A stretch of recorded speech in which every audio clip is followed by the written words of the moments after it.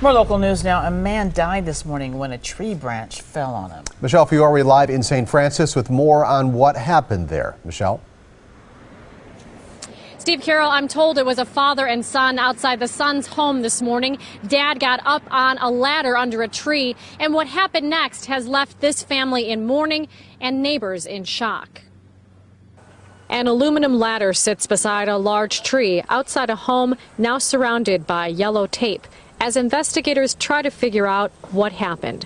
Police were called to this corner house at Hill and Crawford just after 10 a.m. after a man fell off a ladder. You do hear a lot of stories of people being knocked off of ladders or being struck by falling tree limbs. It's much more dangerous than many people give it credit for. Sean Berry lives on the block and says neighbors were speechless as they gathered together watching the police activity. Obviously tragic and shocking to find out that occurred. Police say the victim is 69. He was on a ladder helping his son when this large branch fell and knocked him to the ground. It's very dangerous. Darcy Preston says tree trimming has been a common sight on this block this week. The city was out on Monday clearing away debris from a storm 2 days earlier. Last Saturday, it was just very stormy, windy, very windy, and one of the neighbors down the street, it took the whole tree right out of the ground. Police are not yet releasing the man's name, and the ME's office won't know exactly how he died until tomorrow.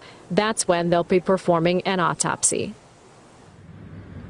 And as we wait to learn exactly what caused this man's death, we reached out to an arborist today. He tells us, first and foremost, anybody who's planning to trim their own trees should wear a helmet. The professionals do, and you should too. Live in St. Francis, Michelle Fiore, today's TMJ4. Good advice, Michelle. Thanks.